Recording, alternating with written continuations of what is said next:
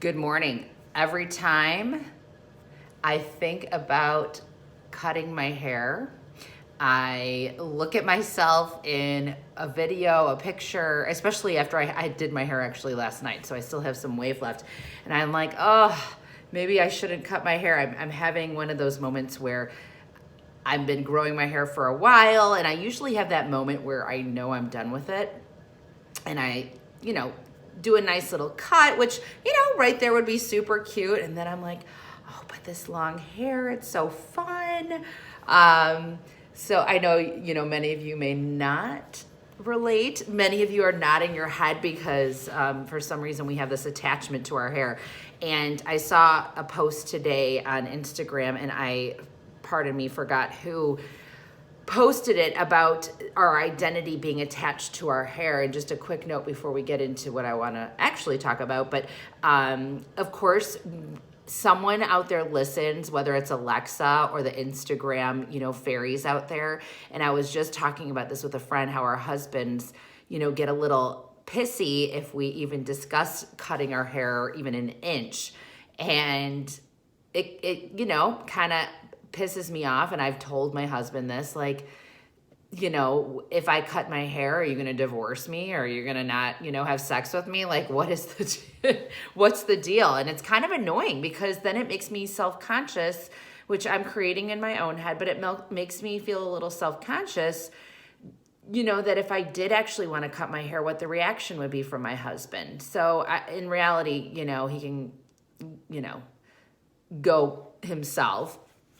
But anyways, I just listened to an amazing episode from Mom After Hours, which is a podcast. You can find them anywhere you find podcasts. So just check them out. They also are on Instagram. And the subject of their episode was mom isolation. And immediately when I saw the title, it rang true to my heart with things I'm writing in this book, what I'm blogging about actually today, because I was inspired by this episode. Fantastic guest that they had as well. And I love when there's a guest or a podcaster in general, the host, who just has a voice that calms you, that you enjoy listening to, very smooth with their message, very confident. It doesn't feel forced, doesn't feel acted out or rehearsed, and it's natural. And as moms, that's what we want with these podcasts, with these audible books, with these books. The language needs to be in a way where you feel like you are listening, reading, or having a conversation with a good girlfriend.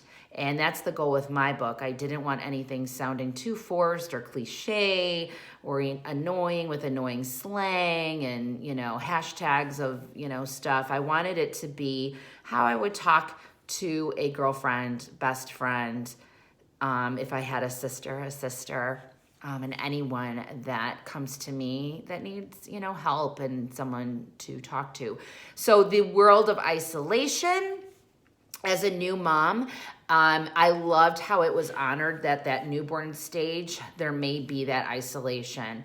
As much as you're told you need to get out, we all know that. We all say that in our heads.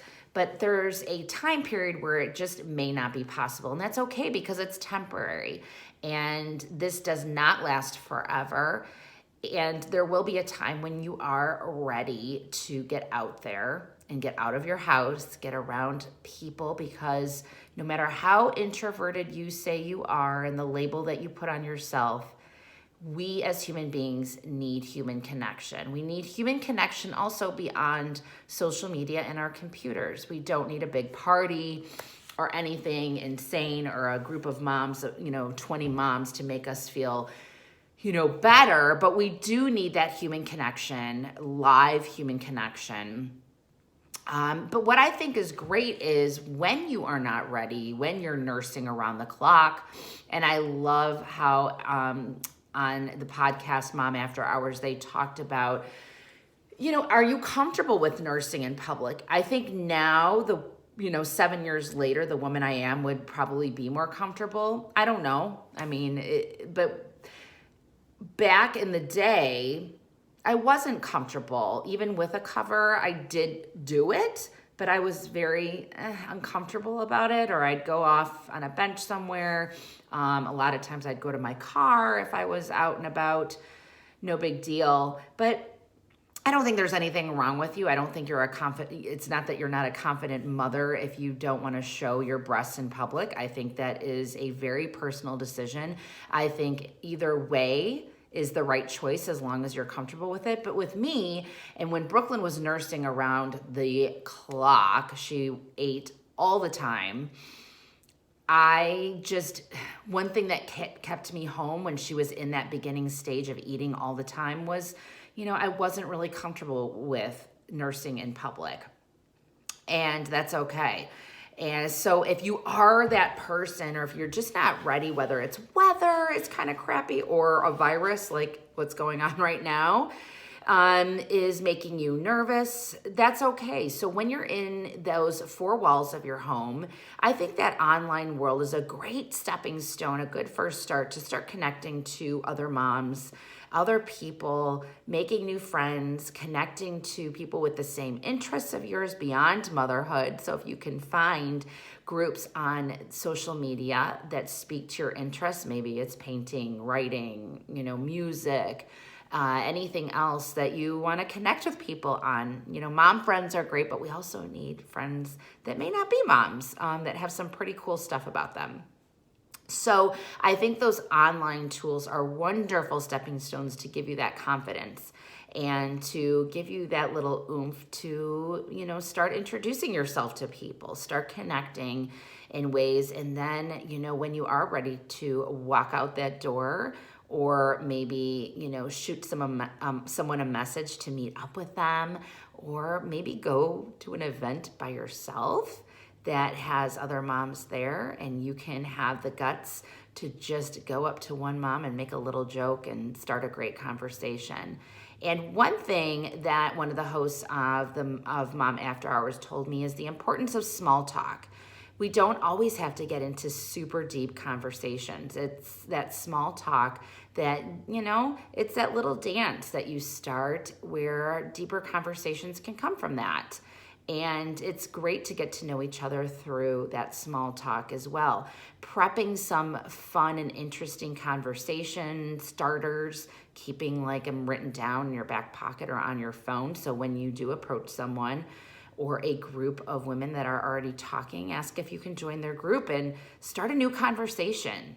There are fantastic things on Pinterest. There are stacks that you can buy at Target, which are kind of I think they're in the board game section, which initiate conversation starters beyond baby, beyond nursing, beyond diapers, food, non-sleeping. Those conversations are great connectors as well, but how can you connect in other ways and really establish some great relationships beyond the baby? So in the world of isolation, it's easy to get in the habit of staying in that house, to stay by yourself, to say screw it with how challenging it is to even leave the door with that bag full of stuff. We have so much stuff now, which is half the problem. And see how we can start branching ourselves out, because it is a necessity. I don't care, again, what you say about yourself, that you're the most unsocial, introverted person, that you don't like making friends. That is a story that is untrue that you are telling yourself.